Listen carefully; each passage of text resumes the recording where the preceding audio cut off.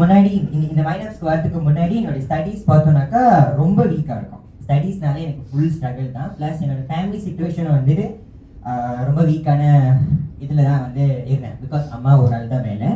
And இதில் வந்து எனக்கு ஒரு நல்ல படிப்பும் ப்ளஸ் அஃபோர்டபுளான ப்ரைஸில் வந்து நான் நிறைய டியூஷன்ஸ் தேடினேன். வெளியே நிறைய டியூஷன் எஃப்ஐபியில் தேடியிருக்கேன். ப்ளஸ் வந்துட்டு சோஷியல் மீடியா நிறைய பார்த்துருக்கேன்.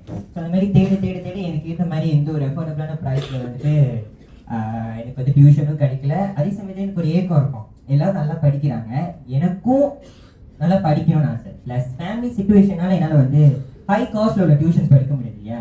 ஸோ அப்படி இருக்கிறப்ப நான் நிறையா வந்துட்டு சர்வே பண்ணிகிட்டே இருந்தேன், எனக்கு நிறைய டியூஷன் வேணும், நிறையா படிக்கணும் அப்படின்னு சொல்லிட்டு. பட் அம்மா ரெடியாக தான் இருக்காங்க, எவ்வளோ ஹை காஸ்ட்டாக இருந்தாலும் என்னை படிக்க வைக்கிறதுக்கு ரெடியாக தான் இருக்காங்க. பட் எனக்கு என்னன்னா என்னோட பேர்டன் வந்து அம்மாவுக்கு வந்து ஹையாக இருக்கக்கூடாது. ஸோ என்னால் முடிஞ்ச அளவுக்கு நான் அந்த பேர்டனை குறைக்கணும் அப்படிங்கிறதுக்காக நான் நல்லா படிக்கணும். அட் த சேம் டைம் அம்மாவோட பேர்டனும் வந்து நான் குறைக்கணும்னு பார்த்தனால ஸோ என்ன சொல்கிறேன், கடவுளுக்கு ரொம்ப தேங்க்ஸ் சொல்கிறேன். அந்த கட்டத்தில் அந்த வீடியோ வந்தனால நான் வந்துட்டு பார்த்து ஜாயின் பண்ணேன்.